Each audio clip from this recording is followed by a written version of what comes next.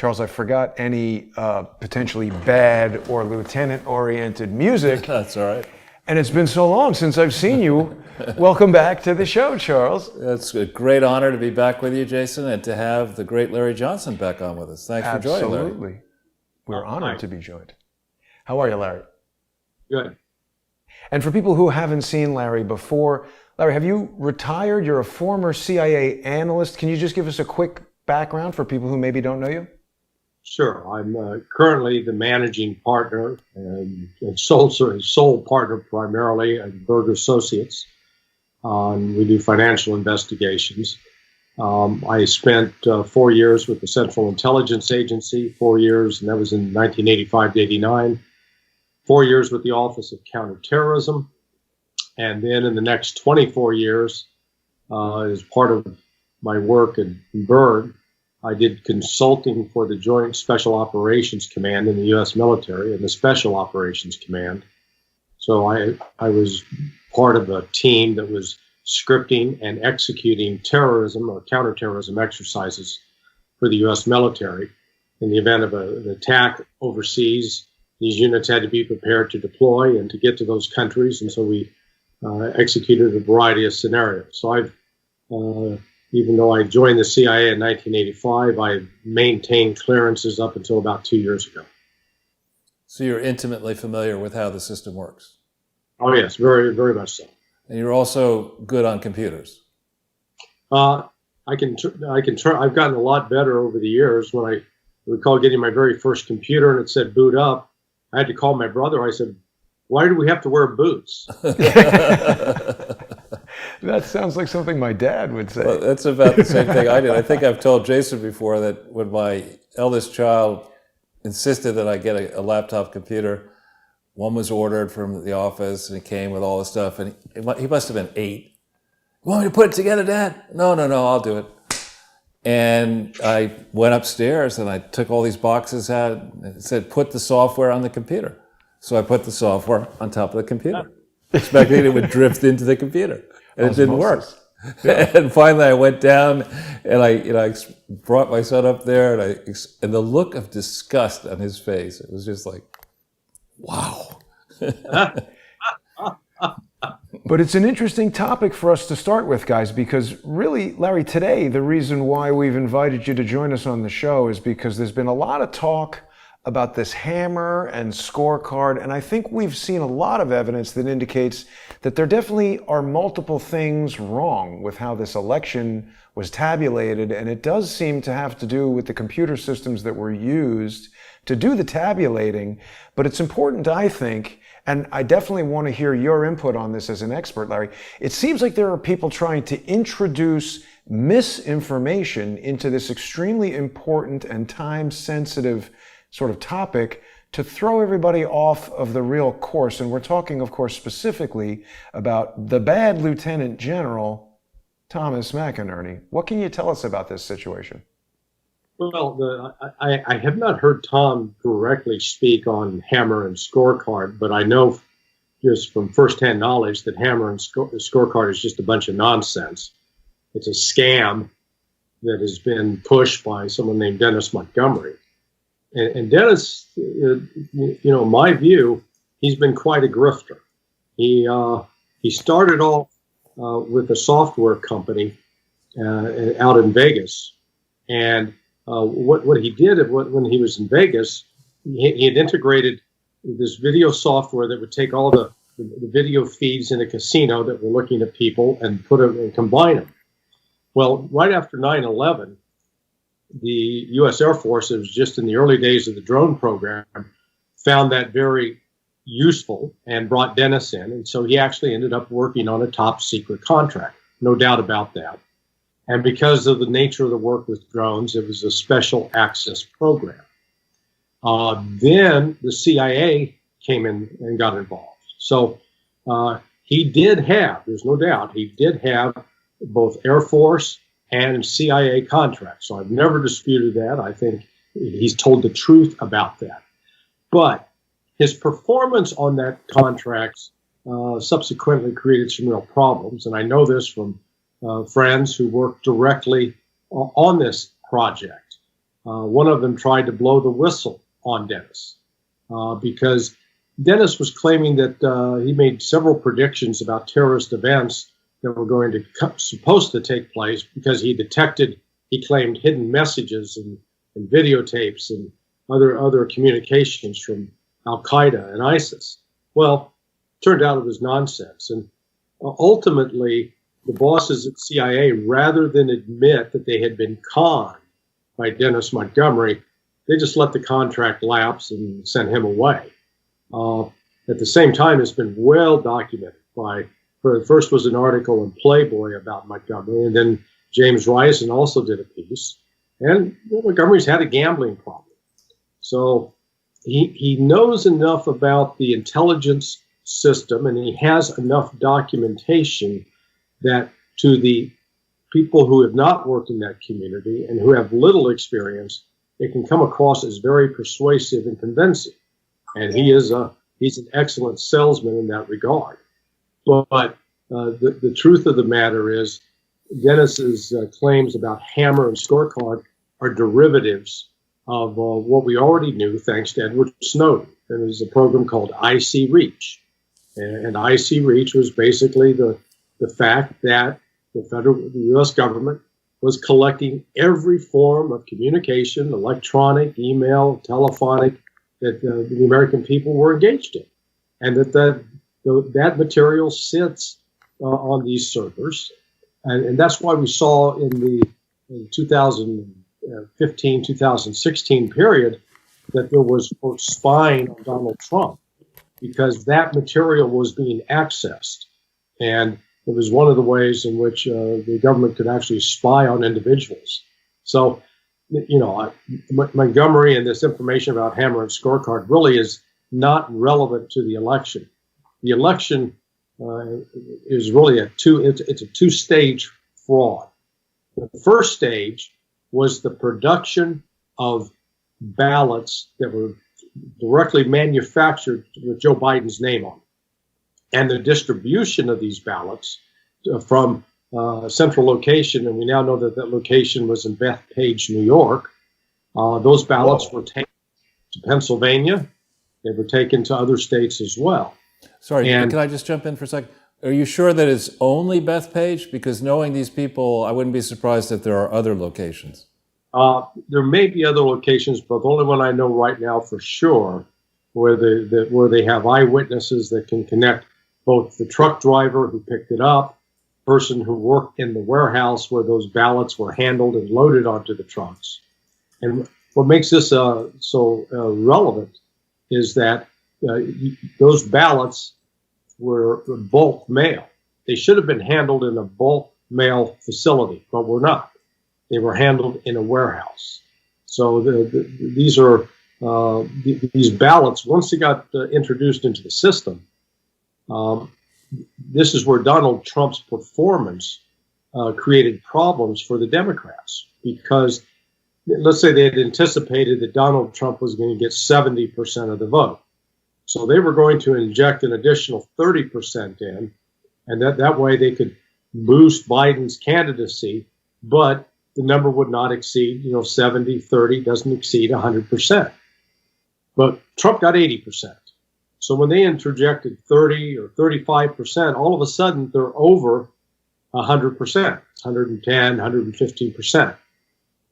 And this is where, just a little bit of math, and this is why we saw the machines in all these states almost simultaneously, where Donald Trump had one number, let's say 1,200,000, and then in the next minute, that was 1,100,000. He lost 100,000 votes.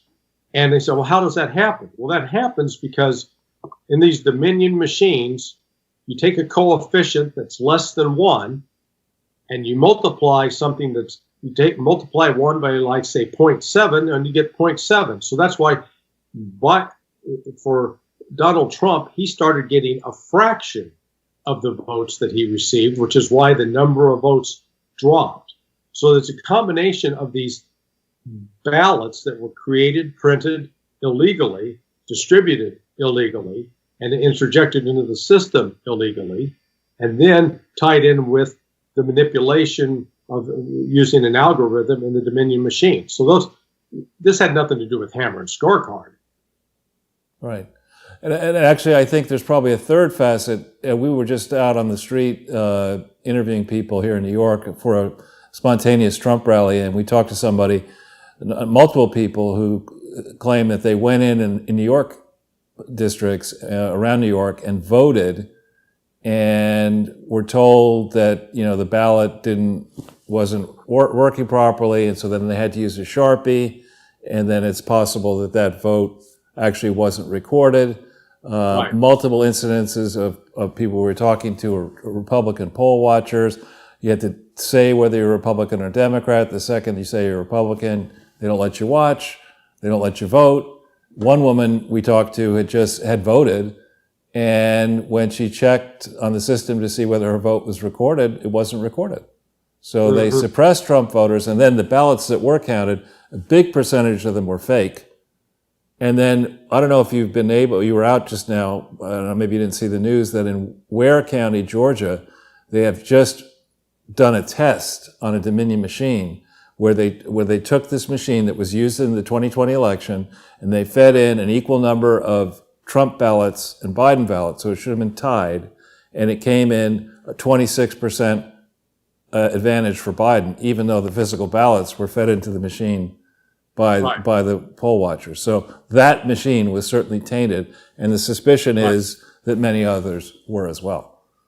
Yeah, I think that is across the board. What's fascinating is I found out through one of my other CIA colleagues, another member of my training class, that in 2005 the CIA actually did a study of these Dominion machines. They were originally developed in Italy by Olivetti and used in the national lottery in Italy. So they do have a history. That's sort of their lineage, what they come out of. Well, I'm never going to be president of the United States, but if I were a candidate in 2020, with what I know now as a member of the public, and I were sitting there, the incumbent president of the United States, there until January 20th at minimum, I would be, ranting and raving and dragging Barr from wherever the hell he is into my office to sit with the best 10 or 20 examples and say, look, you can't certify this election. That is, unless the game plan here is to trick the other side into falsely certifying, then transporting the result across the state line, and then you land on them, because then you definitely have committed a federal crime. That may be. I must say I had heard through a source that was in a position to know that Bill Barr told the president that he was going to release information on Friday. Well, Friday came and went with no information released, which would underscore what many have suggested, is that Barr is not doing his job and he's playing for the other side. However, I have another friend who worked for Bill for 8 years, and this person insists. In fact, I wrote a very critical piece that you've read of Bill Barr, and just saying that I think he has, betrayed his honor and betrayed his country.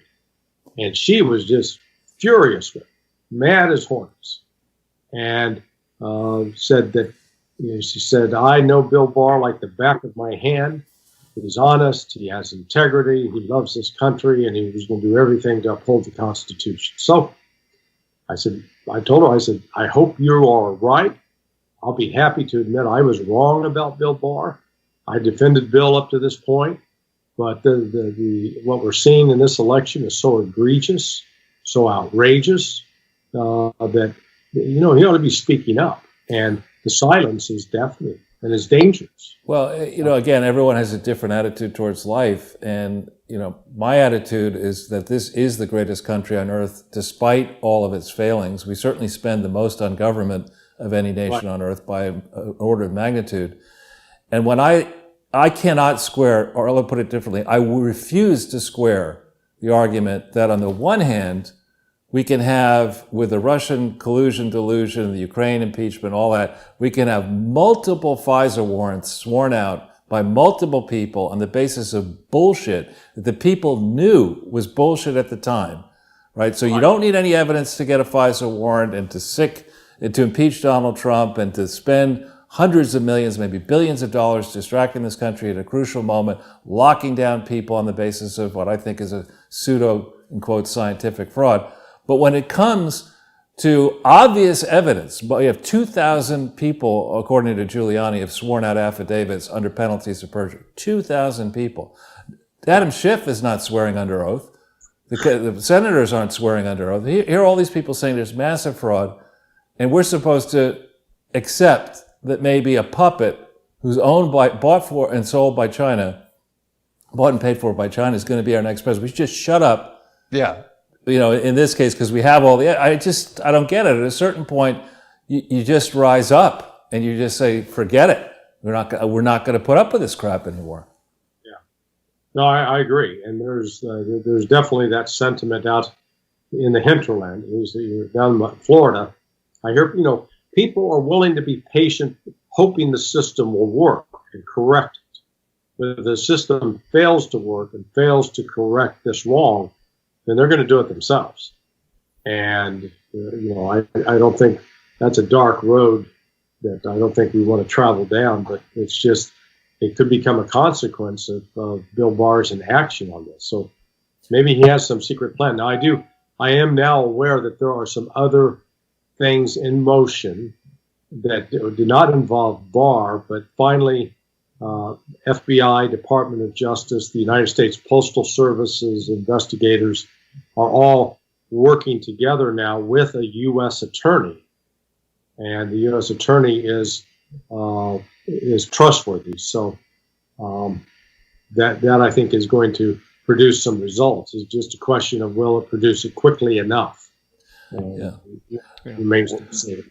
Now, so Larry, the things that you're saying not only comport with like logic and sort of facts that people can obviously see, it's just, this is the way it would go, right? There'd be this investigation. There wouldn't be firefights in Germany that no local people in Germany have seen any military action, no reporting in Spain and nothing like this.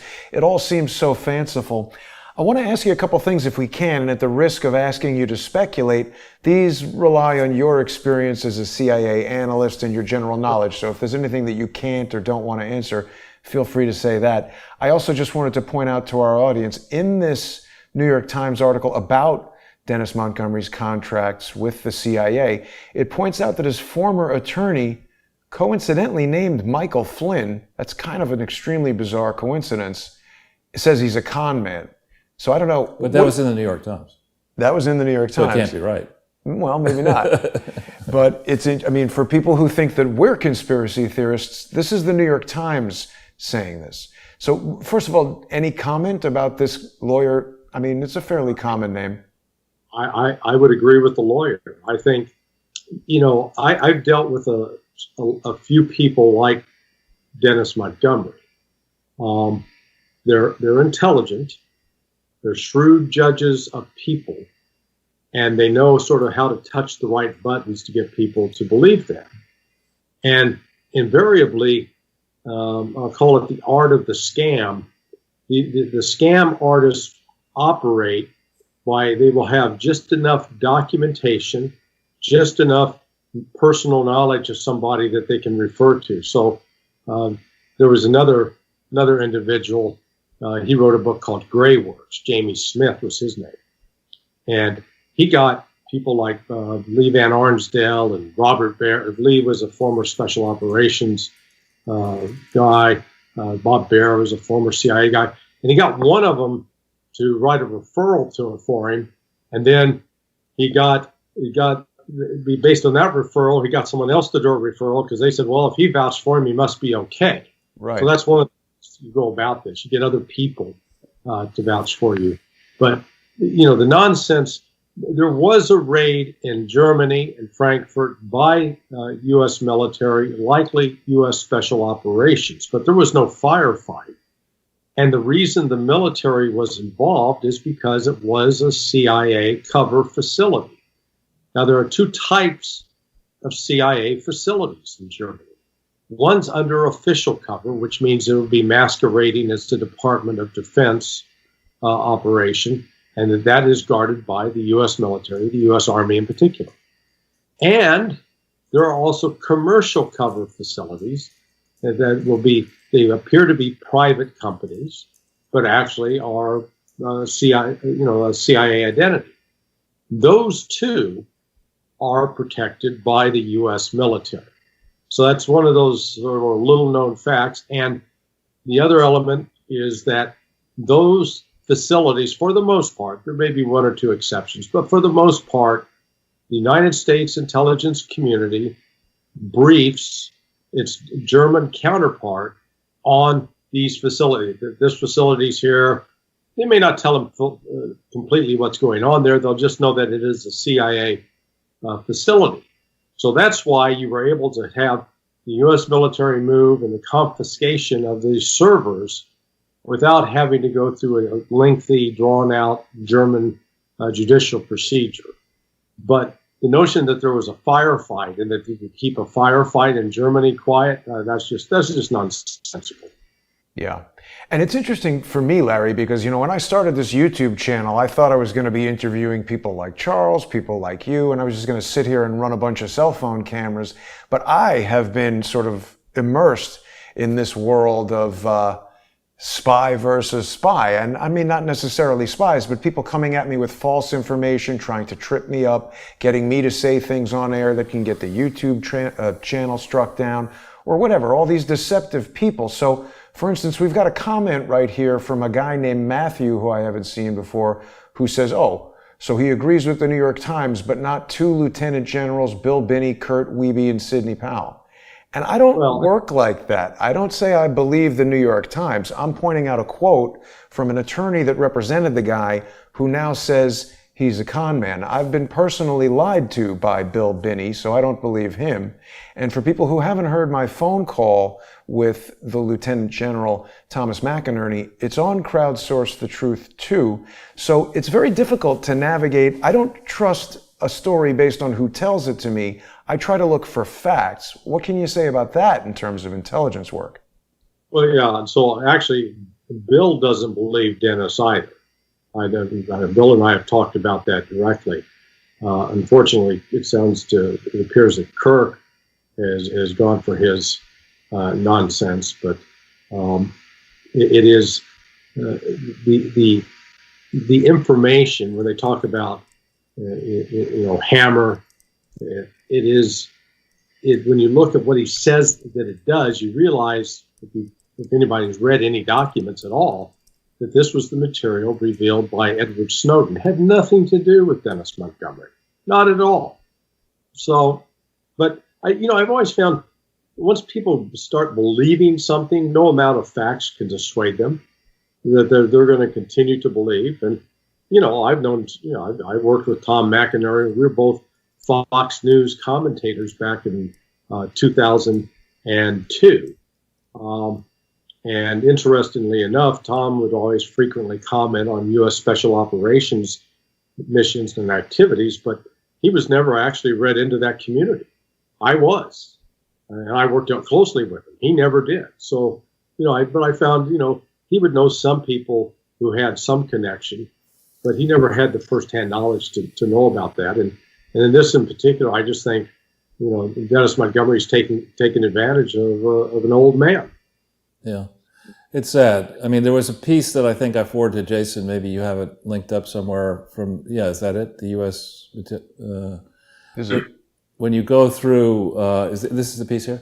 Yep. So you go through this piece, it's quite lengthy. And I had Thomas McInerny on my Washington Times radio show a few times. He was very helpful talking about the Stop Qatar Now movement. But he has made a series of massive mistakes in commentary. And I think this is an unfortunate one because I like Sidney Powell. Jason, I think you like Sidney. Yeah. She freely admits that she is not a numbers person.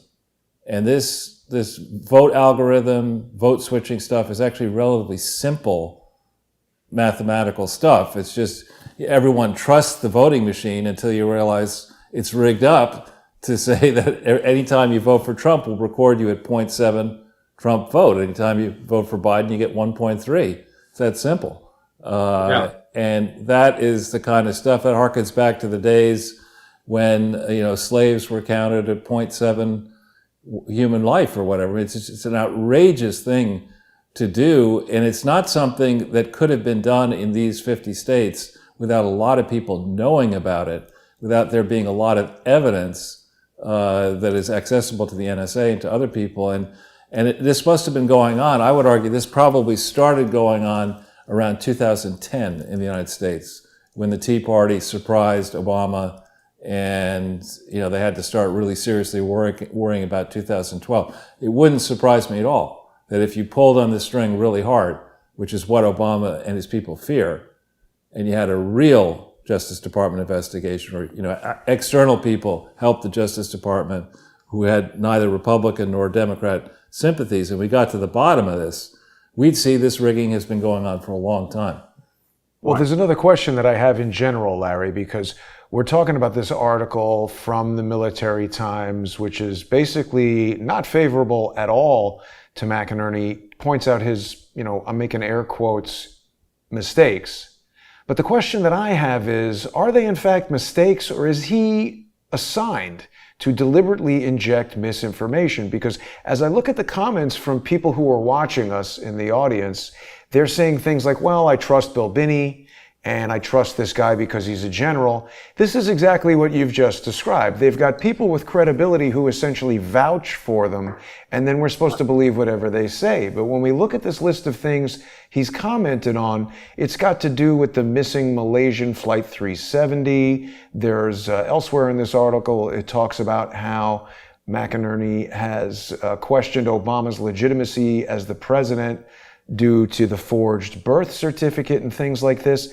And as I read through this article in the Military Times, which I definitely recommend that our viewers take a look at, it occurs to me that when somebody leaves a military career and goes to work for some sort of contractor, whether it's an intelligence firm or a Booz Allen Hamilton type thing, it would be logical to me that they would say, hey, McInerny, or hey, General X, you've got credibility. You're working for our side. We need to throw some shade on some of these real stories. So you're going to just say crazy crap all the time. And then that way, when you say, oh, Obama's birth certificate is fake, that can be lumped into a pile as that's more crazy crap from old McInerny, but that's a real story. Yeah, I think so I'll separate out, because, I've had a different experience than Bill than you've had, but I find Bill still to be quite credible, and Bill doesn't buy this guy's nonsense either. But I think McInerny was duped, and what I mean by duped is he was given a story that to him sounded plausible, and based upon that, he's running with it. Unfortunately, I don't think Dennis Montgomery, for example, is some part of some broader plot.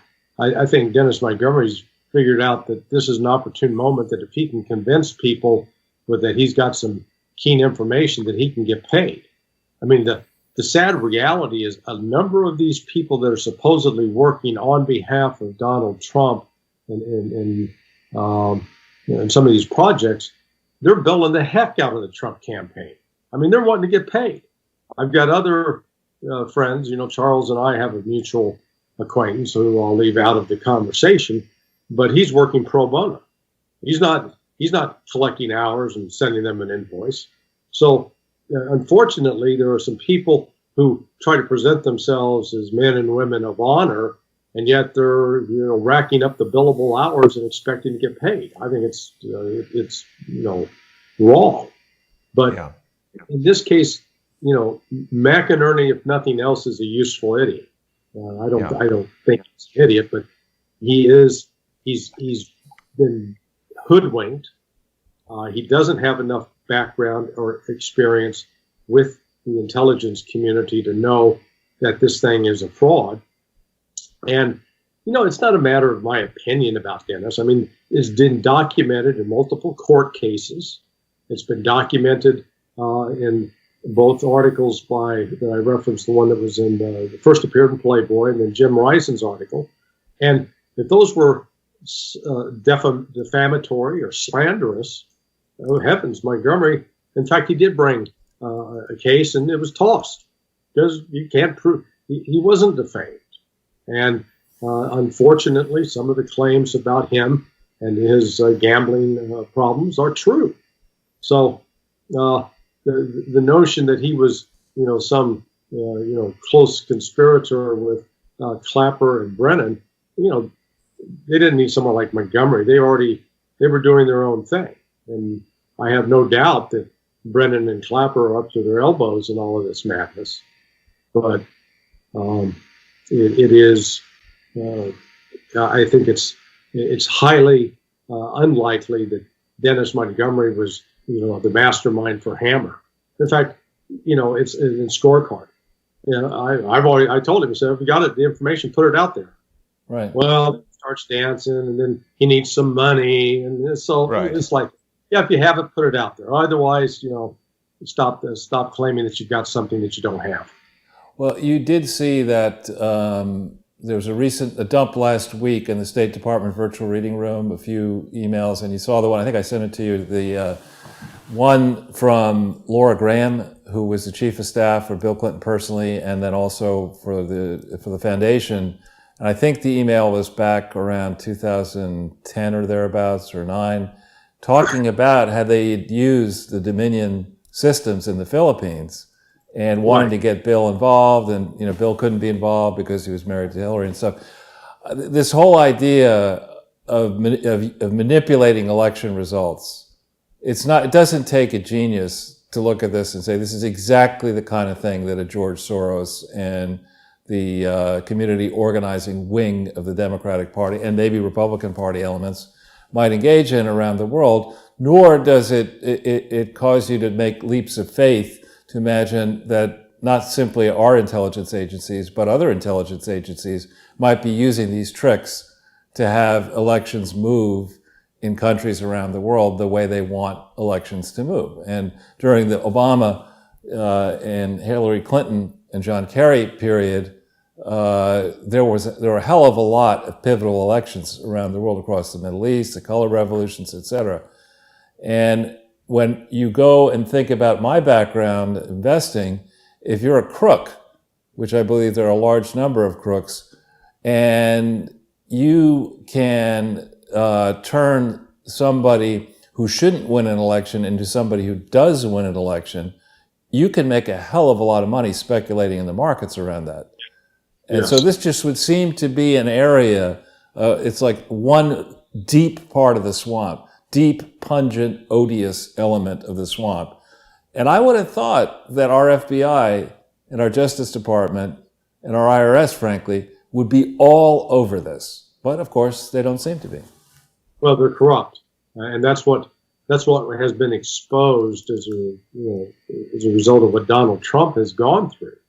The enormous, rotten to the core corruption that infects the FBI. There are still some honorable men and women in the FBI, but its leadership is corrupted, and the entire Department of Justice has been so heavily politicized that if you've got the right connections and the right politics, you get off. If you don't have the right connections or the right politics, you'll be crushed. And that's become more apparent, particularly when we've seen the excess of how Michael Flynn, General Flynn, was treated, and then the non-reaction to the lying of Andrew McCabe. Yeah, and Comey. It's hard to redirect, guys, but the viewers have just informed me of this breaking news that Trump has announced Rudy Giuliani's tested positive for coronavirus. That's not helpful. It's interesting, though, isn't it? Well, it remains to be seen. Testing positive is one thing. Is he actually sick? I agree. Number of tests positive, but show no symptoms, or the symptoms are mild. I mean, at his age, he could likely be very serious, but they've got other attorneys that are leading this effort.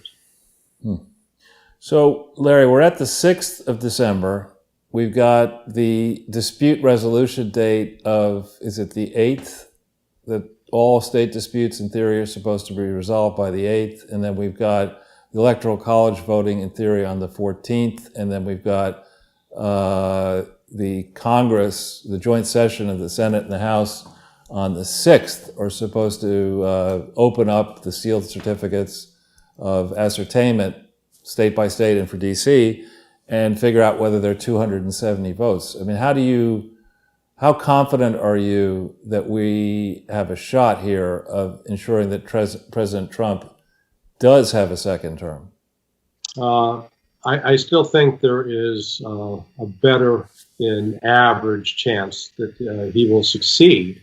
The other factor in here that is not normally part of the electoral process, but is a new element because of his Donald Trump's September 2018 executive order, is the report on foreign interference in elections that is supposed to be issued by John Ratcliffe, the Director of National Intelligence. So that is supposed to come out within 45 days of the election, which means December 18th, roughly.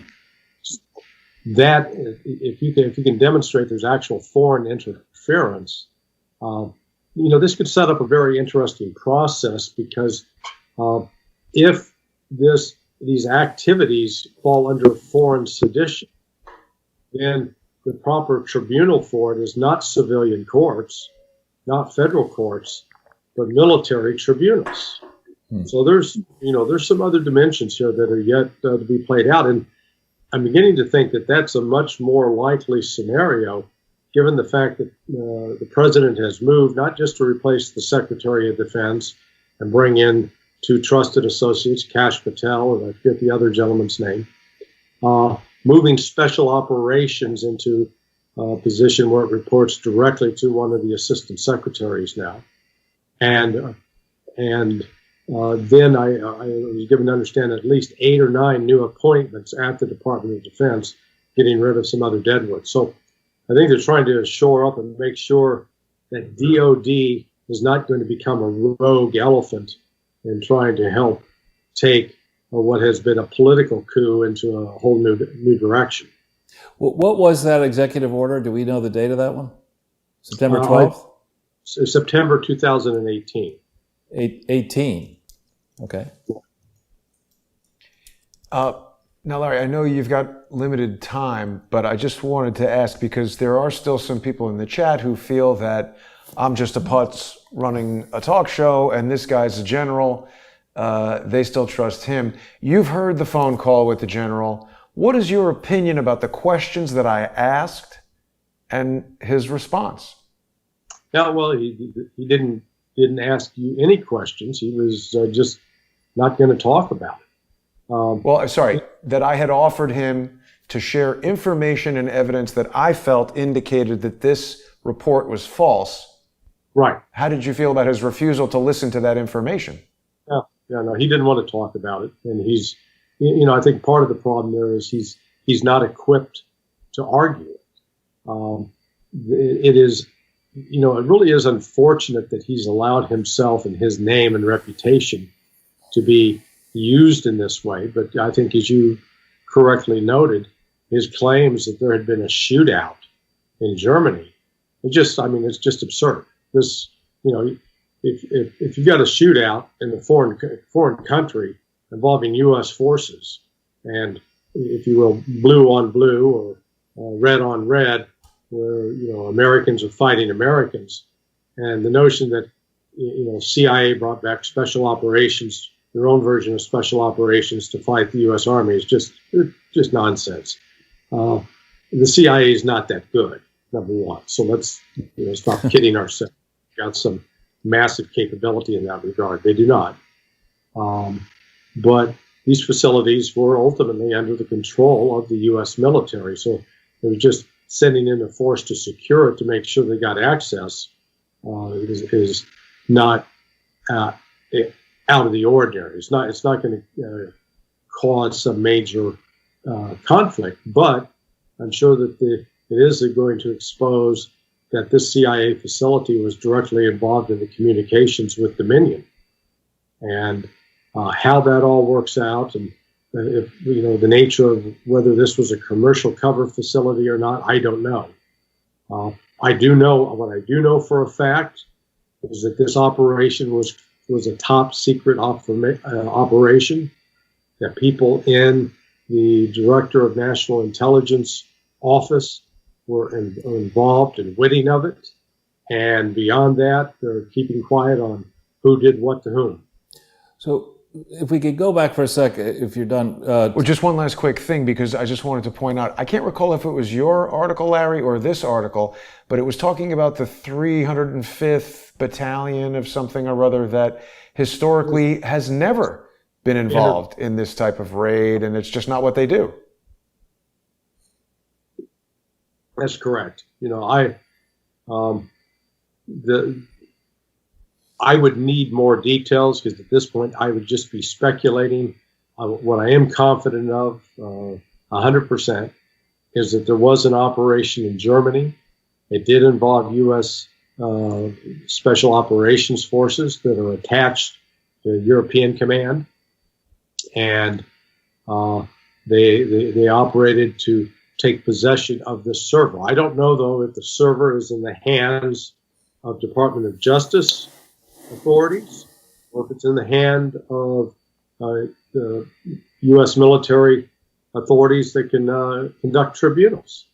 Because they show that this is a foreign intelligence threat, and this was people collaborating with the Chinese and with the Venezuelans and others, then this could take it outside the realm of normal Department of Justice processes.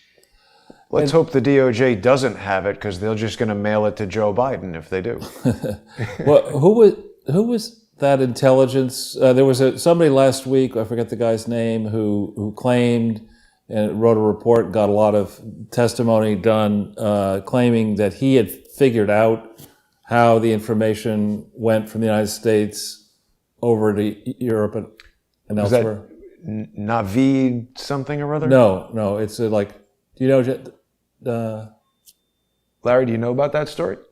Yeah, you mean the Army colonel? Right. Yeah. I think his story was both plausible and credible. Uh-huh. Was that Anthony Schaefer? No. It's what is the guy's name? I want to say it's like Yardley or Waldron. Waldron. It was Colonel Waldron. Colonel Waldron.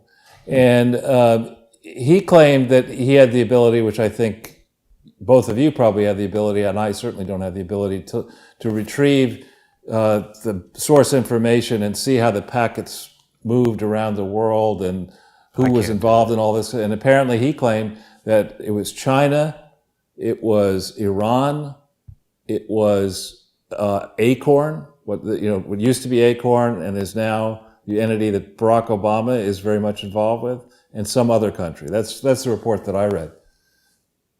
And if so, again, I have I'm very patient, but on stuff like this, I would be saying, Bill, what the fuck are you thinking here? I mean, there's no evidence. I mean, guys in the CIA, Gina Haspel, what's going on here? Tell me precisely how this happened. And then on the subject of the Bethpage ballots, my starting place would be, ballots from Bethpage, Long Island, went across state lines anywhere. Crime, right there, that's a crime. The ballots are supposed to, in Pennsylvania, they're supposed to start in Pennsylvania. The ballots, if they're blank, maybe you ship them in, but if they're filled in, ballots that filled in New York shouldn't go to Pennsylvania, right? Right. Yeah, that's the key point, that these were ballots that were already had results on them. Whoa. And we're talking here potentially about hundreds of thousands of ballots, so we're not talking about 5 ballots, right? Yeah. No, I think in Pennsylvania they're talking at least 140,000. Right. So when you add up Pennsylvania, Michigan, Wisconsin, Georgia, the votes were enough to, what was flooded for Biden should have guaranteed victory for Trump, and Trump should be the president. He was elected president. It was just the way the votes were counted were designed to rob him of it. So in your mind, Larry, what are some key things to be looking forward in the next several weeks? How should our viewers try to assess what's going to happen between now and a final decision on who won? Number one is, are we going to hear anything from Bill Barr? Number two, the progress of appeals of court decisions in Pennsylvania, in Wisconsin, Michigan, and Georgia, and Nevada, as those go forward to work their way to the Supreme Court. It requires expedited hearings and expedited decisions. The continued presentation of evidence in different fora that will show without a doubt the nature of the fraud that was conducted in this election in multiple states and in multiple jurisdictions. Then to see what other evidence emerges as this one investigation that is now underway that I know finally involves the FBI and DOJ. If that takes on both a criminal as well as a civil aspect. So this is, I think really the next week is going to be probably the most critical period. Next week and a half will be the most critical period in this process, determining whether or not Donald Trump can overcome this fraud. And what do you, on a side subject, but I think it's an important one. Oop, I lost you there. Hello. Yeah, I lost the audio.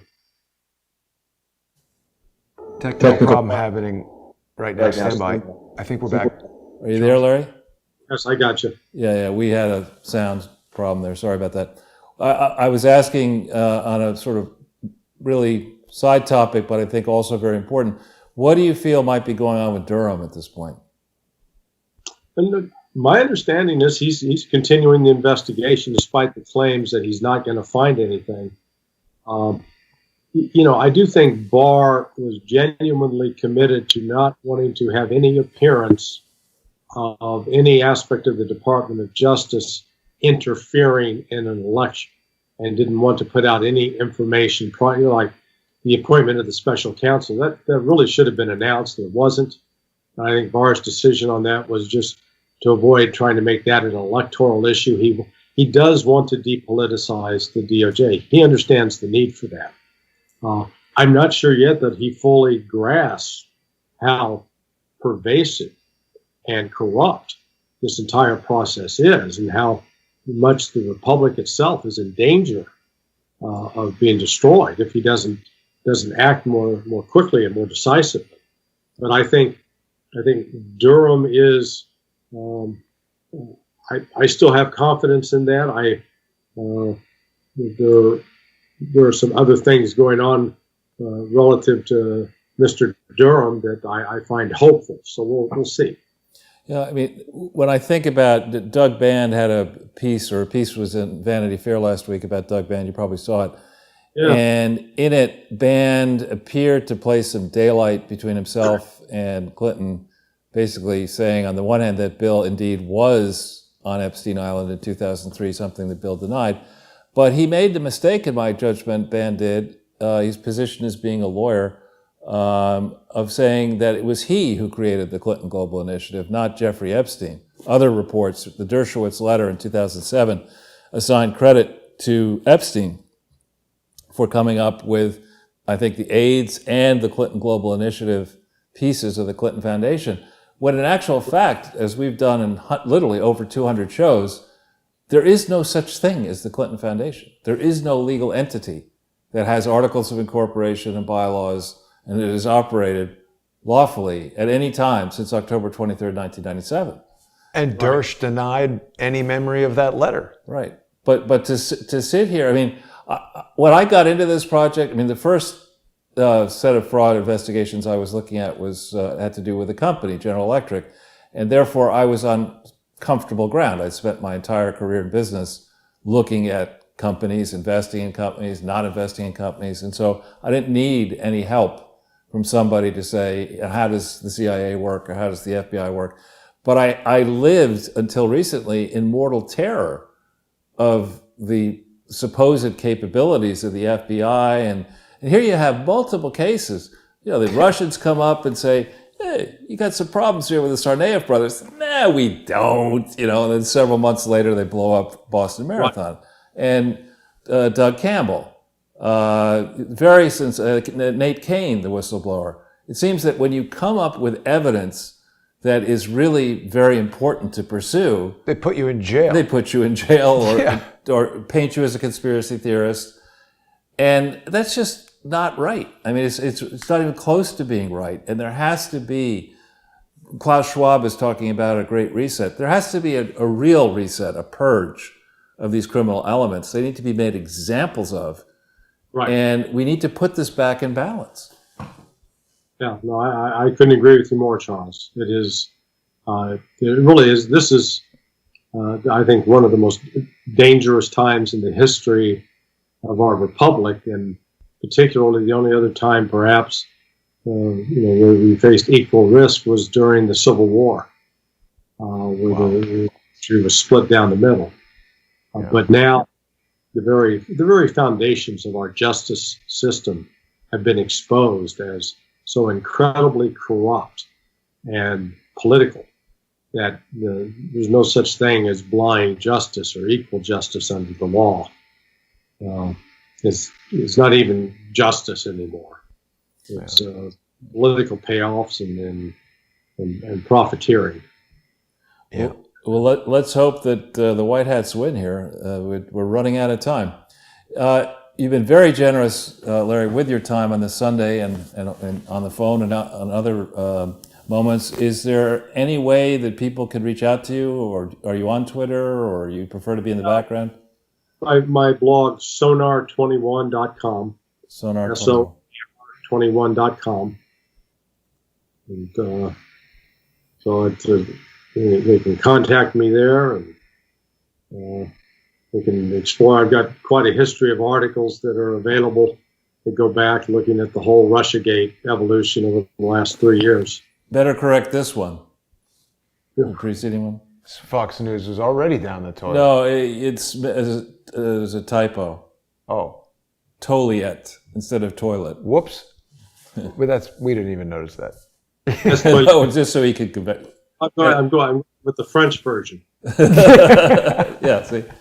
Toliet. You have been very generous with your time, Larry. We've held you almost twice as long as you had offered. So I really appreciate your insights. Anything else you want to share with us before we go? No, just pray for the Republic that we survive this. Will do. You stay safe, and all best wishes, and thanks so much. Thank you. All right, guys. Thanks. Take care. Bye-bye.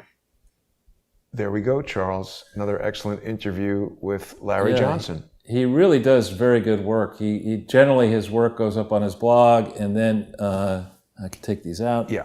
Well, actually, we have another excellent guest joining us momentarily, but I need just a second to bring him up here, and I know you're going to give us a wrap-up of your thoughts with regard to what Larry just told us. Well, I just have found Larry to be, he knows a lot. He's actually a gifted writer. He can very quickly get a story on a complex topic written up so that the reader can understand the essence of the complexity. And he writes in a very readable style. He gets picked up quite frequently by the leading, I think it's now, if not, it's the leading conservative site, which is Gateway Pundit. We've had, of course, at least one of the Hoffs Joe Hoff. Joe Hoff's on. And so he's a regular contributor there. His work also gets picked up by other places, and he seems to me to be a straight shooter. It's very difficult to tell Joe and Jim Hoft apart. That's because they're identical twins.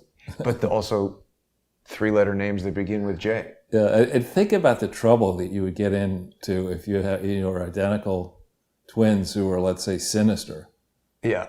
I have cousins who are identical twins, and they're not that sinister, and they still got into a lot of that kind of trouble. Yeah. Wow. Okay. So... a lot of work today, Jason. Exactly, Charles, but I don't mind it. I mean, we are really people who dislike this notion of me calling the show closing in don't seem to realize that we are closing in. It's just taking a little longer than what we actually wanted. So I just want to make sure we are ready for our next guest. And it's going to be just a moment until I have everything set here, Charles. So I see him on the screen, though. Yeah, we're going to be speaking with Michael Caine, and he is a teacher in the New York City public schools. And there's been a lot of really troubling stuff going on, mostly coming from the mayor and the governor. I mean, with a lot of people that we've been meeting and speaking to who have a lot of issues with the mayor, the governor, and basically all of these people who are attempting to destroy our state here. And we're going to have Michael ready in just a second. Let's see if Michael can hear us. Michael, can you hear us? Yes, I can. Can you hear me? Yes, we can hear you, and it's lovely to have you back with us. Michael, I'm welcome to Sunday with Charles. This is Charles Ortel, if you haven't met or heard of him. What can you tell us, Michael, about the latest developments in the struggle with the teachers union? Yeah, so hi, thanks so much for having me on again. It was great to be on last time. So happy to be back now. My name's Michael Caine. I'm a UFT member. I'm a New York City teacher for the past 13 years. And I'm also a steering committee member for New York Teachers for Choice. And you can check us out at nyteachersforchoice.org. It's all one word, no numbers, nyteachersforchoice.org. And as we say, we are very much in favor of choice, especially when it comes to medical procedures and trying to mandate medical procedures for people to keep their jobs. So we spoke about this for over an hour last time I was with you.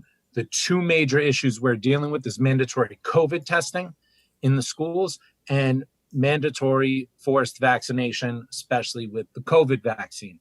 And just to make the one announcement I really wanted to make, on December 16th in Staten Island at the Staten Island UFT office, we're organizing a protest at 3 p.m. So we hope that people will come join us. We hope teachers will come. We hope parents will come, students. We hope anybody that is in favor of having the choice to decide what happens with your body with your own doctor. If you agree with that, then you agree with us, and you should be coming out to protest. There's been a number of developments since I talked to you. We actually have lawyers representing us now, some very prominent, brilliant lawyers. Michael Sussman, constitutional scholar and civil rights attorney, is representing us. And Mary Holland is also helping us a lot. She is the general counsel for Children's Health Defense. And because we've gotten these attorneys, we finally gotten a couple of responses and a couple of answers from the Department of Education. We were asking about mandatory COVID testing and the contracts surrounding it. And we've gotten most of the contracts surrounding it, but there's one contract that they're still holding on to. So they're trying to force teachers and students to take mandatory COVID testing, or they will kick the students out of the school and they will place teachers on unpaid leave. But they're doing this and they still have a secret contract that they have not revealed with a company called Fulgent Genetics. And Fulgent Genetics, as we've discussed in the past, also owns a proprietary genetic information library. And I'm trying to get to the bottom of, is it possible our specimens could end up in their library? Well, since our attorneys contacted the Department of Education, they said, no, it's absolutely impossible. That won't happen. And we said, great, well, show us that document called the Specimen Collection Agreement. And they said, oh, we don't have it. New York City Health and Hospitals have it. Oh. So another attorney that we've worked with has put in a Freedom of Information Act request to New York City Health and Hospitals. And wouldn't you know it, that request expired. They never complied and got it to us. But still, the city is saying when they reopen schools on Monday, students have 1 day to sign the consent, or they're sending the students home if the parents don't sign. Teachers have 1 week to sign the consent. And if they don't sign that consent, they are going to be placed on unpaid leave. And our position is no secret contracts. Wow. Cannot require us to take a test when there is a secret contract still underneath it. Release the secret contract. Yeah. This is shocking, Michael. I mean, you also sent me some documentation that you can't have a test done by your own doctor and then submit the results. This, to me, I mean, remind me, how old are the students we're talking about that they're subjecting to these tests? The youngest child that would be subjected is a first grader, going all the way up to 12th grade, pre-K. So is that 6? 7? Yeah. So, Yeah, I mean, you're a first grade would be 6-year-old kid. 6-year-old. Someone who's not a doctor you've ever seen or dealt with before is jamming this thing up your nose. That's traumatic in my view. It says they're investors. Who is behind this Fulgent? So Fulgent Genetics is from what I understand, a small cap, publicly traded company.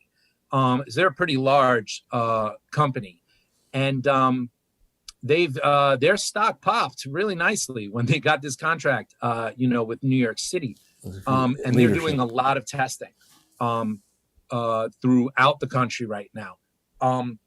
Now, board of directors, actually. So that's one issue is there, and this is very important. Jim Mermigas. We're looking at the management here of this company, and the first person would appear to be Chinese. Well, that's okay, but isn't Ming Tsai some evil villain from like a movie or something? That I wouldn't know. And here's another person, Paul Kim. And these are all, Gao. Every single one of these people would appear to be Asian. Not that that's a problem. Regardless of who the people are on the board of directors, I want to see the contract, right? I don't have any problem with Fulgent Genetics directly. I have a problem that my employer has contracted with them and now is forcing me to be involved in their test without showing me the contract. That's where my problem is with them. And this is one of the reasons why we're having a protest at the UFT office, because UFT has been the biggest supporter of mandatory testing. So at bare minimum, they have to demand that this contract is released for us and our attorneys to review before they say I'm going to lose my job, be placed on unpaid leave for not taking the test.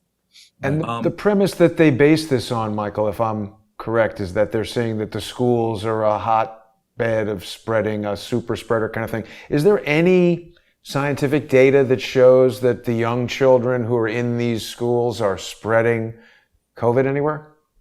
So that you bring that up, as I said, there's an attorney, Jim Mermigas, who's been suing de Blasio a lot. And last week when de Blasio closed schools, Jim Mermigas sued him to open up the schools. And de Blasio then kind of decided to open up the schools not too long after that, but only up till grade 5. Now Jim Mermigas is suing the schools, which is coming this week. He's going to bring that in federal court against mandated COVID testing for children, for students. So he is challenging him on that. And a lot of the reasons why Jim is able to do that is that the data is a lot of the data is suggesting schools might be the safest place to be, and as opposed to what's going on in the communities around it. And the data is definitely showing that children under 10 are not getting and spreading this the way you would think. Dr. Fauci just admitted this, and he admitted it a little perplexed and surprised, saying that, we would have thought that the children would get and spread this more than they do, but the data doesn't support that. So it doesn't appear that that's what's happening. As we get the data, as the science starts to come in, we're not really seeing that. So sorry, Jason. And Michael, can we just scroll down more on these directors for a second? Sure. Because when I look at this, I sense fraud, right? That's what I'm looking at. And whoa. There's somebody on the board named the Mule. You don't like that, Charles? He likes to pronounce it. Oh, Mule. Sorry. Okay, this is Taipei. All right, so the mantra that we've been getting out of the Trump administration is, don't worry, all of this is going to be free. The testing is going to be free, the vaccine is going to be free, everything's going to be free. Nobody does all this work for free. And so here we have an example of Fulgent getting a contract. They're clearly being paid something by somebody. And the question is, what was the arm's length basis, if any, of this contract? And what side deal might Fulgent have to to use this data that is, a large sample Right. of data, genetic data on New York City kids. So let me just interject one thing there. The DOE has released the non-disclosure data agreement between the DOE and Fulgent. That's been released, which kind of says you won't use any of the student data. The specimen, nothing has been released on the specimen collection agreement that Fulgent has, and the specimen holds the DNA Right. of the student, of the teachers, of us. So this and Fulgent owns a genetic library, proprietary library that they benefit from financially on. So I don't know if my DNA is being cataloged there. The DOE says, no, absolutely not. We assure you it's not. Okay, great. Show me the contract. Show me the black and white. Show my lawyers the contract. So this is one area where we're protesting. And the other area we're protesting, we want everybody to come down to Staten Island on December 16th, 3 p.m. at the UFT office. It's about the mandatory COVID vaccination. Michael Mulgrew is the president of my union, very powerful union, the largest local union in the country. And he recently held a virtual town hall meeting for UFT members. And I just kept getting tons of emails after this, where he kept talking about when the vaccine is mandatory for teachers. So teachers wanted to know, wait, what's happening here? So I wrote Mr. Mulgrew a letter saying, can you please clarify your statements? And he did not clarify his statements. He did not respond. We have a petition against vaccine mandates for educators that had about 4,000 signatures when I came on the show last time. In 1 week since Mulgrew made these comments, we've blown past 10,000 signatures. Teachers and educators do not like hearing that they're going to have a vaccine to keep their job. Even if they want to get the vaccine, they don't want to hear that you don't keep your job if you don't get the vaccine. So again, anybody, parents, teachers, students, anybody that supports making medical decisions with your doctor, I don't care if you're Republican, you're Democrat, you're Independent, you're Green Party, whatever you are, you need to support us. Visit us at nyteachersforchoice.org and come to our protest. All the information about the protest, you just have to click on updates. It is the very most recent update right at the top there. If you click on updates and click on protest at UFT office in Staten Island, all the information there. So tell a friend, tell everybody. No forced COVID shots for teachers or students. No forced flu shots for teachers or students. No forced medical mandates to keep our jobs or to attend school. That's our main message here. And we hope, I know a lot of people agree with us because we're getting more and more hits every day. New York Post just published some of our stuff yesterday. It's actually there in our updates too, that the New York Post is covering us. We're getting more attention. This conversation is one that people are extremely interested right now. And thank God, thank God that that's happening, that people are having their voice heard. Visit our website, get in touch with me, and don't let this happen. Don't let it happen. When there's thousands of people in the streets, things change. That's when they listen. When no one's in the streets, they don't care what we say. They don't care what we do. So back on the address of this, Jason and I were out in Staten Island last Wednesday, and I guess you were there again last night. And where exactly, how do you get to that place? Is that a remote location in Staten Island or easy to find? I'm from Queens, so I actually don't know 100%, but I'll say the address is 4456 Amboy Road. That's the address. It is the UFT office building that they have there. And our members and our supporters from Staten Island really just picked up the ball and did this on their own. I wasn't involved much. You could definitely check our Instagram site for that as well too, New York Teachers for Choice on Instagram, because some of our Staten Island supporters run that Instagram and they're really doing a lot on it. But if anybody has any questions about how to get there or itineraries or any concerns, email me. I'll make sure that we'll get that to you and post it on our website as well too. What's the email you'd like people to use for you, Michael?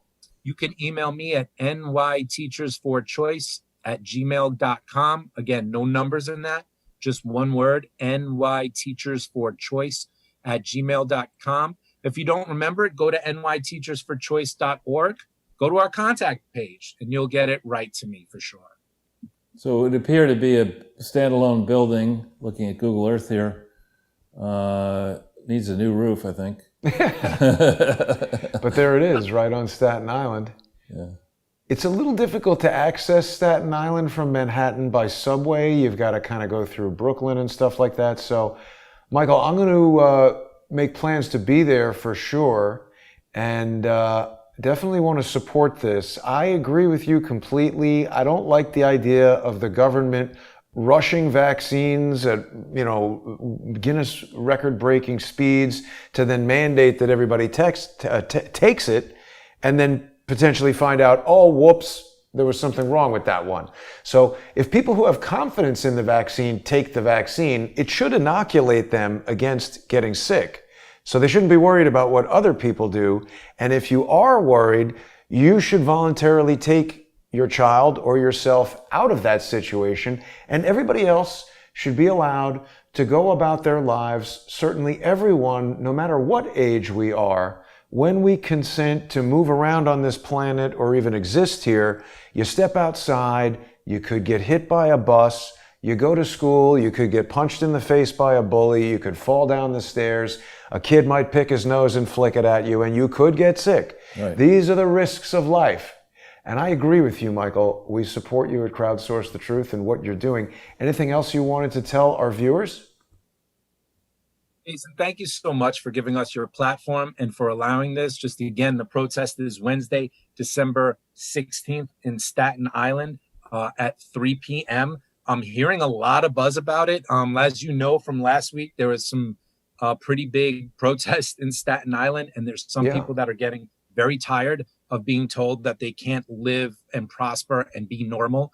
And I really, no matter what your political background, I appreciate that. And I appreciate what anybody that is standing up for their rights. The last thing I want to say is you come to this protest, this is a peaceful protest. We're just looking to have our voices heard. Our voices will be heard loudly.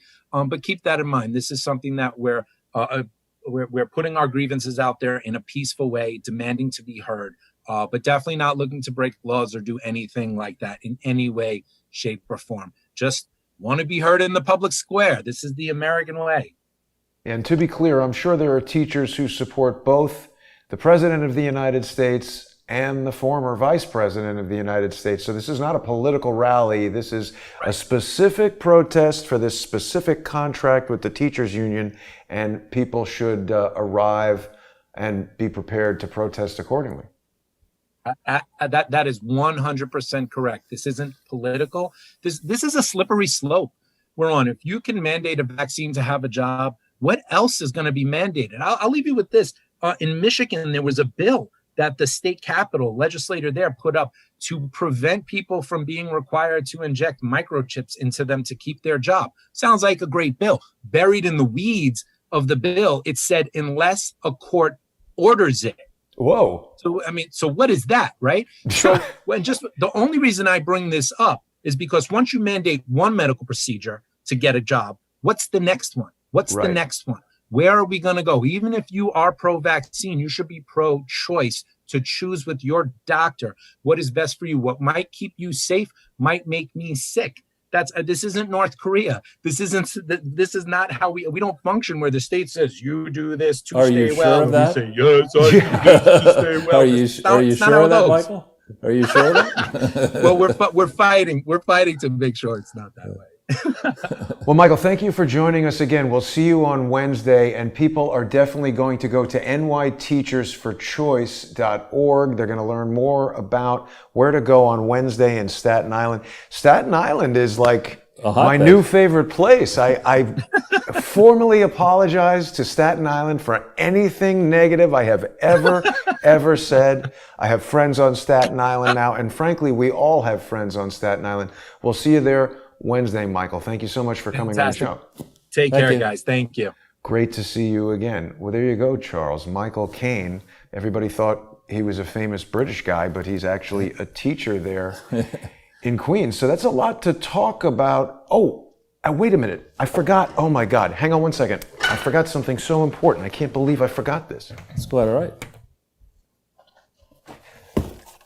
Just vamp for a second for me, Charles, because you're still Yeah, so on we're, air. But you know, like Jason, I hadn't we went to that rally this morning and you wanted me to bring you a hat. And I almost forgot, but I got you one. Now this is funny. We got to make America great again, Charles. I knew you'd like that. Now I have this to tell is you, a hat. you know, Charles, ever since I was a little kid, I wanted a 10-gallon foam hat. There you go. And now I've got it. We got to wear these Well, to the next, at the next Max Public House rally, if there is one. yeah. That would be fun. And I was going to bring them, but they're a little unwieldy. In the wind. And also that reveal right there was something I've been planning for weeks. Oh, this is funny. I hope this thing goes far and wide over Twitter. Yeah. Our hats are definitely bigger Yes. than this standing old crappy little hat over here. It's a serious I saw hat. these in DC for the first time and I just had to have it. So Charles, it's been quite a day. Is there anything else we wanted to cover? We have an opportunity here. We haven't been in the studio for a while. Right. Pretty fascinating what Michael brought up about this Fogen, what is it called? Fulgent. Well, actually, if we can, Jason, I don't know how much time we have, but I'd love to switch gears. Sure. And let's do a thought experiment here on punching into Google presidential election New York 2020 and see if the Wikipedia page is still there. Goodness. Yeah, there you go. Let's hit this one right here. And if we scroll down the page, we get to a section that... This show just became like 30% hat. It shows 60%, 60.9% for Biden, 37.82% for Trump is what it claims, right? Oh yeah, look at that. But if we go down the page, there are more detailed results by county. So it might results. Here. 3.3, Charles. Not surprising. All right, and let's see if it has. Yeah. Now, does it say what percentage of the vote this is counted? Going. But if we go down, before it had by county. Well, Let's see if we go further up. It had the county by county results. They've taken that out. interesting. Here. County, Franklin County, Orange County. Well, but it had a table. If we go further up, results. No, these are polls. Before a previous edition of this had the county by county results. There's 62 New York counties. It listed them all out, and that's interesting. Maybe let's try by county. Let's go back into Google, back page it. Maybe you can, and put. Yeah, here we go. New York State official election results. Let's see if this right here? Yeah. It may just be a map, or it may just be nothing. Okay. If you click on, for example... Oh, yeah, there you go. So click on Manhattan, if you can. I think Manhattan... Teeny tiny down there. It was New York County. Yeah, all right. Then let's pull that up. Click it. Make that bigger. It doesn't really let me click it. All I can do is that. All right. Biden share 85%, Clinton 86%. Biden gets 603,000 votes. Hillary, the total turnout was a little bit higher. It doesn't show. Supposedly there were 85,000 votes for Trump and 600,000 for Biden. What? Okay. Holy cow. Look at that. Come on, that's crazy. Right. I could believe like 400,000 for Trump and 600,000 for Biden in this stupid city. Yeah, I don't believe that that's... And then they have blank void votes, only 6,000. So is that like 8 times more people wanting Biden than Trump? Yeah. Now let's go into, if you go, can you get Staten Island out of there? I think you got to go down the page a little bit. That. Yeah, it's that gray island in the bottom there. Yeah, that's Staten Island, Richmond County. Okay, there supposedly Biden gets 90,000 votes and Trump gets 123,000 votes. Okay, turnout in 16 was 182,000. Turnout in 2020 is 218,000. Right. So enthusiasm. There's bigger enthusiasm to vote in Staten Island in 2020 than there was in 2016, and Trump storms, right? Let's go back into Manhattan and look at this again. You zoom in a little because it's super skinny. Yeah. This is an annoying, John Cullen would hate this. There you go. All right, so the turnout in Manhattan, now Manhattan is notoriously liberal, right? The turnout in Manhattan goes from total turnout 673 to 701. A modest increase, 27 on 673, that's like 4%. By the way, the entire population of Staten Island is officially reported as 475,000. Including kids. Yeah. Right. So every single person in Staten Island voted? No. The total turnout was only 218,000. Oh. Yeah. But here you see a bigger percentage increase in Staten Island and a commanding lead for Trump. In a place where if there really was enthusiasm, if 80 million people voted for Biden, then you would expect in the safe Manhattan, you would expect to see a surge in turnout, but you don't see that in these numbers. Let's look at some of the other counties that are red. Sure. Actually, if you can go into the map, make it a bit smaller. I'm just trying to adjust for the hat here. There we go. All right. Where do we want to go? Just further up the state. Pick up bright reds. This one? Yeah, that's fine. Well, Schoharie County is a desolate county, farming county. Here, Biden did almost 4 points better in share than Clinton in Schoharie County. Now, I was just talking to somebody who lives in Schoharie County, and there's no way this is true. There's just no way. This is a bright red place. The overall increase here, 14,000 people up to 15,800. So a bigger percentage increase than in Manhattan, in Schoharie County, a red place. And Trump gets 9,900 votes, and Biden gets 5,300 votes. So you're seeing this pattern where there's a surge in turnout, and the population didn't increase this percentage, 11%, the American population between 2016 and 2020. Certainly in Schoharie County, which is, it's actually quite pretty, but it's quite desolate, and I like that, but most people don't like that, so I'm not harshing on Schoharie County. But New York State has seen a probably a decline in population, certainly after March of 2020. But here you see a surge for Trump, and you don't see a corresponding surge in Manhattan, the richest county. New York County is one of the richest counties, if not the richest in New York. You don't see that surge. It just doesn't make any sense. Let's look at another red county, just to see if there's a pattern at all. Can you? Sorry, there's some kind of clicking happening here, Charles. Give me 1 second to just. That's all right. This.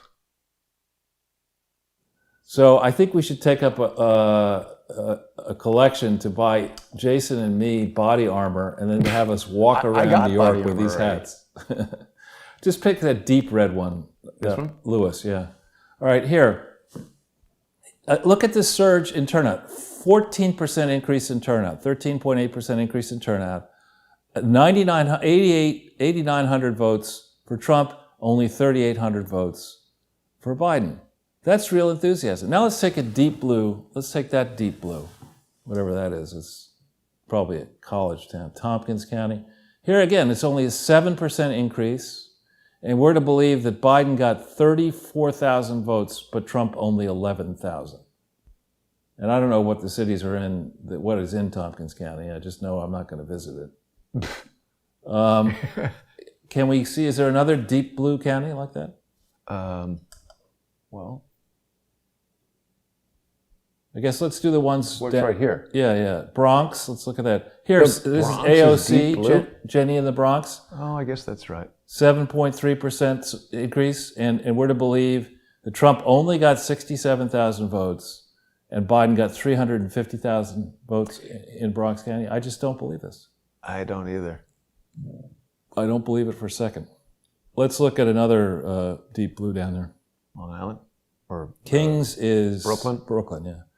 Okay, they're the bigger surge, 13.6%. Biden gets 700,000 votes, Trump 200,000.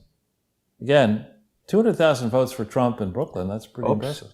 Sorry, people are saying that the on-screen thing is backwards. Let me get rid of this. That's the feed that's being sent to, thank you for that from the comments. Whoops. It's actually in Chinese, we just are. No, there we go, we got it fixed. It's because of this up here. Okay. Get rid of this. All right, and let's look at one more and we'll be done with this concept. Actually, why don't we go to California and see if there's a similar by county. Let me just ditch this thing that was causing the reverse.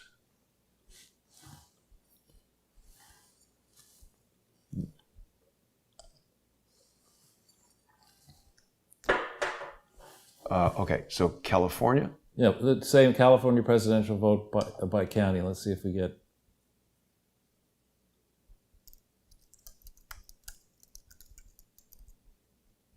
By county.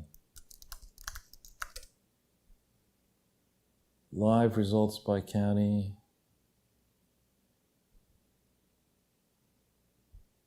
Yeah, let's try the first one, see what that says. NBC News, probably wrong. Oh, yeah. A lot of blue counties, but still Trump got 6 million votes in California. That's amazing. That is. What's the total population of California? Mostly demented. But I mean numbers. I don't know. It's big. But Count still, kids. 6 million.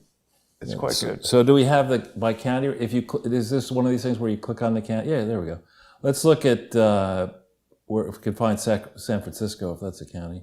Where would that be? I don't. Where it says San Francisco, maybe. Oh, yeah. Is that Alameda County? Is Contra Costa? It could be Alameda County. I don't know. Marin County sounds more like. Well, Marin, 82.3% for Biden. I could believe that, actually. Yeah. San Mateo, 78%. Now let's look at some deep red stuff. Let's look down there in the bottom. Only 52. What about that one underneath it? That one, Kern County, 54.44. Interesting. Somebody named Rocky de la Fuente got 1,264 votes. That's pretty impressive. Yeah. I hope he spent less than Bloomberg spent. Right. He's got more votes. Let's see what county San Francisco.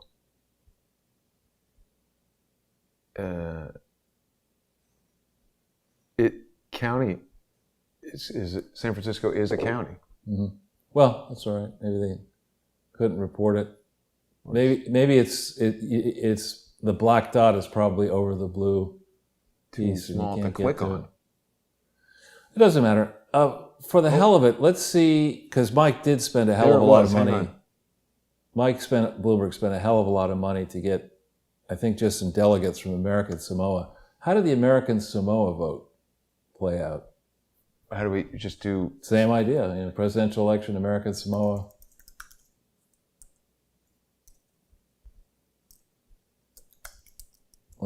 And we'll see whether Biden was really huge in American Samoa. Huh. They don't even have it. Here we go. There we go. Presidential caucuses. That's not all right. It did not participate in the 2020 election because it's a territory and not a state. Okay. Just in the caucuses.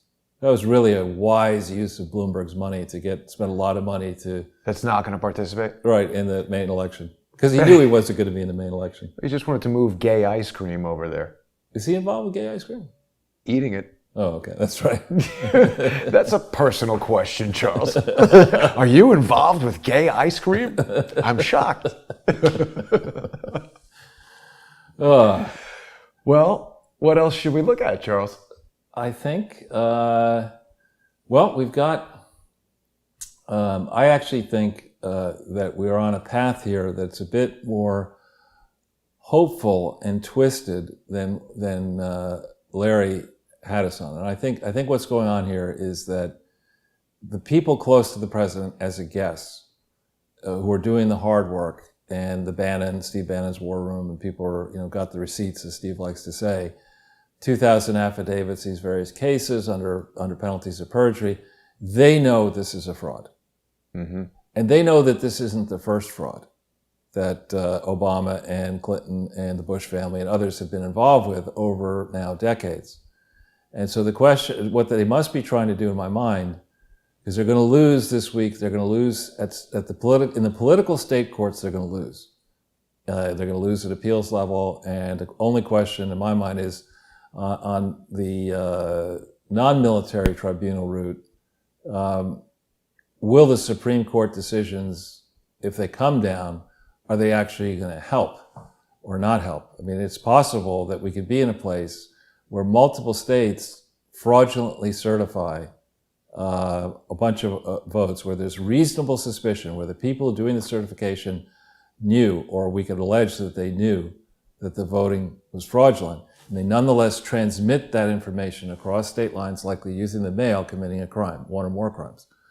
And so the first decisions before the Supreme Court may involve actions that are not federal, or, they may be dismissed for various reasons. But once these votes get transmitted after the 14th, I guess it's the Triggers 14th, a federal cause of action. could trigger by the 23rd or after the 23rd of December. And then you get into we get into the holiday season and New Year's, and then we get into the actual voting in the new House. Now, the new House and Senate vote will take place on January 6th, the runoff in Georgia on the 5th, maybe. Maybe these various House seats that are still contested will be resolved by then. So this could very well dribble into January 6th, unless for some odd reason Donald Trump decides enough is enough. I'm not going to put the country through all this. I know it was a fraud, but going down the process, the rabbit holes of exposing the fraud is something that is just going to send the world into controversy for 6 months, and I don't want to do that. And I hope he doesn't do that. Yeah. But I think we're barreling down a course, certainly having watched last night the president's delivery in Georgia, which I think, it wasn't his best performance in my view, but it was very strong. And he started off a little wobbly, frankly. He at one point said, make sure to vote in the runoff election on June 5th. And that could be just a type, he's tired or whatever, and he just made a mistake. But he generally doesn't make that type of mistake. I thought the speech that he gave was fiery. He certainly threw down and indicated that he's going to fight this till the bitter end.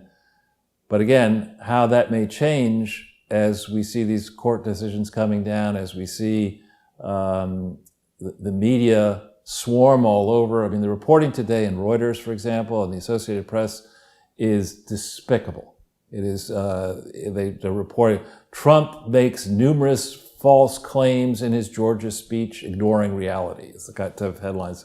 Well, how about this headline? They're saying that Trump is focusing on his own grievances, like the notion that some jackass is manipulating computers to take away our ability to actually participate in the process of voting, and that's only Trump's problem? Right. That's crazy.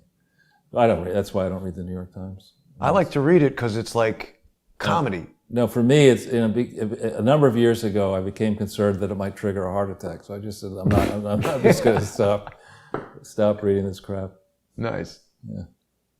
Well, anyway, so I think today's been a real long day. Reflecting on the first episode of the day, I was struck. I wore this puny little Make America Great hat down the street. It's actually a very nice hat. Now you're rolling, Charles. Right, now I'm stuck. Give me one of those, give me my roller back. We'll customize it, maybe put some gold and diamonds in my teeth. No way you'd get punched in the face walking down the street in New York City wearing this beauty. No, exactly. Well, first of all, it'd fly off our heads in the wind, but yeah, we'd certainly get some attention if we did that. You could put a helmet under here, right, and store ammunition. Could have lunch.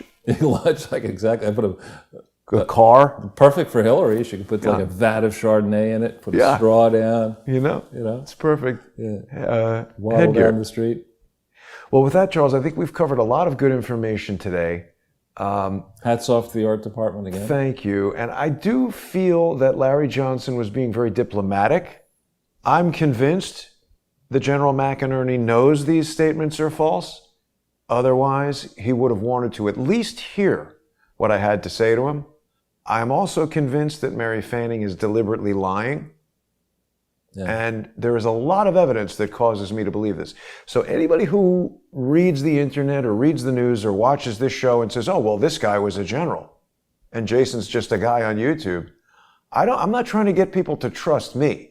I'm trying to get people to look at facts and evidence and be very critical of anything that anybody says them, particularly if it is not supported by evidence. Well, I mean, the evidence that we alluded to with Larry about the machine that was a Dominion machine that had been used in the election, a test was done on it, equal number of ballots run through it. That's strong evidence. And that's incredibly strong evidence, particularly if the same percentage relationships apply in other states. Yeah. And you shouldn't put exactly the same number in and have it tilt for Biden 26%. Not That's at all. absurd. It is absurd. On the face of it. And who checked these machines in the beginning? How come this kind of a test wasn't done before the machines were used? I actually forgot to show Larry this one article that I wanted to talk about along the lines of what you said as far as who tested them, but it was the Texas Secretary of State had done an extensive test. Right, Charles. and they said no way. Correct. Yeah. Well, and that also brings me to another thing that I think we around the world now have fallen for in this pandemic period here from March 2020 forward, is instead of rejecting the course of action at the outset, we said, oh, okay, all right, Tony Fauci says X, Y, Z, and Scarf Lady says ABC. Well, of course, they know what they're talking about. Well, how come we didn't at the outset of this say, now, wait a minute. This is the first time we're hearing of this. How many decades were you in charge of this organization that was supposed to protect us? How come we didn't think this through? Have you been in charge of this mess since before it all happened and you didn't have the ventilators ready and you didn't have this? Why are we listening to you? Why did we listen to Tony Fauci and Birx and the other people?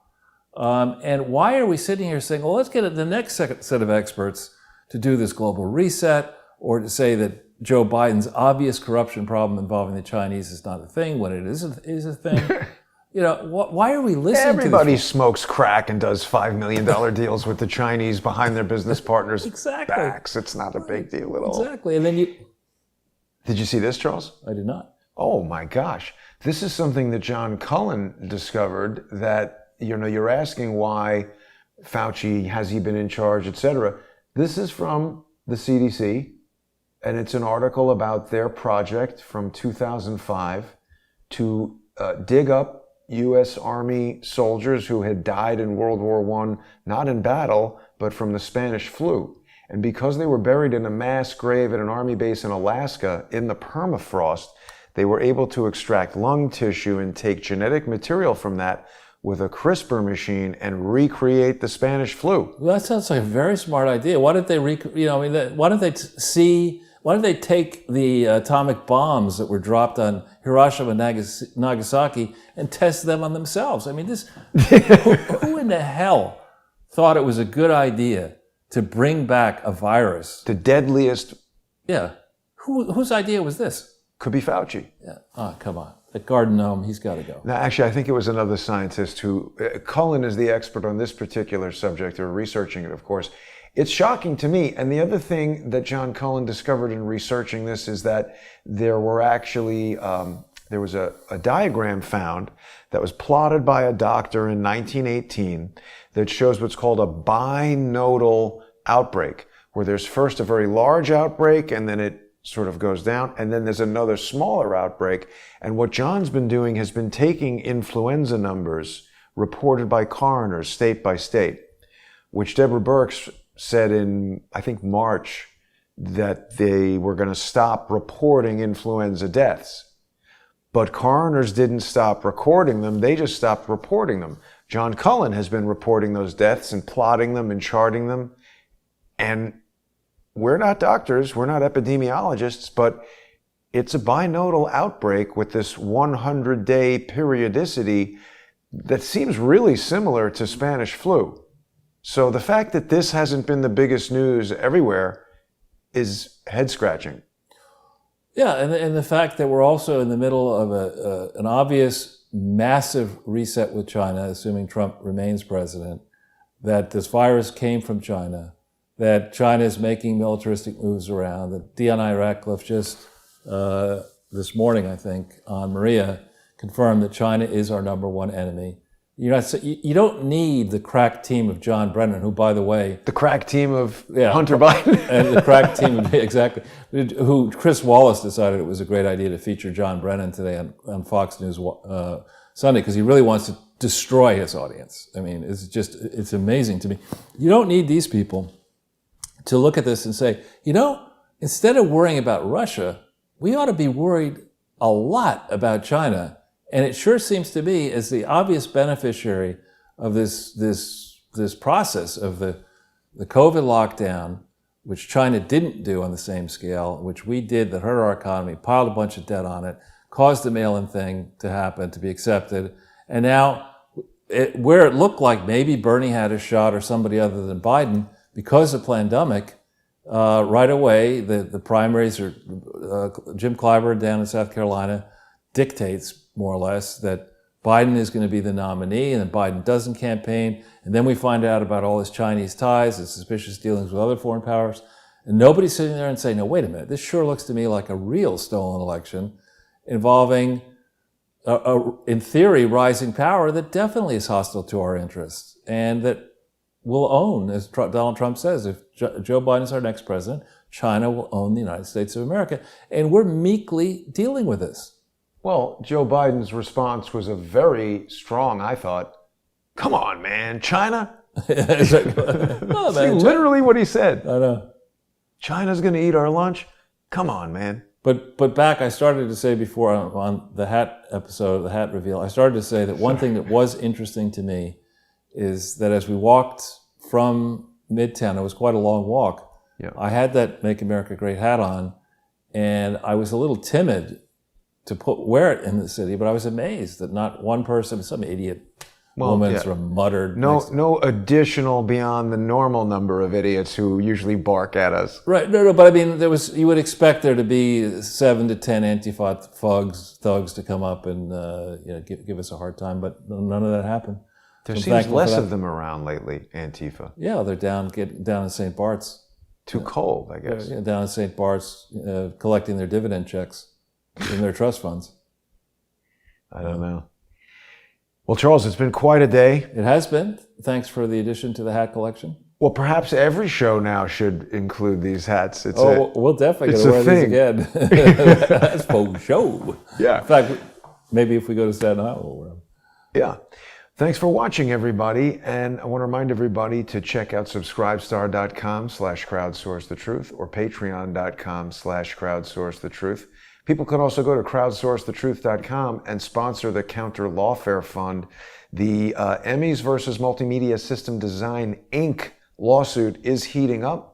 So people who choose to sponsor the Counter Lawfare Fund are going to help me fight corporate bullies who think they can use the law as a tool to get you to do whatever they want, even if it is not illegal. And I appreciate everybody who's done that so far. So thanks so much, everybody. And of course, for people who become monthly sponsors, I can't do these shows without your support and sponsorship. So thanks so much.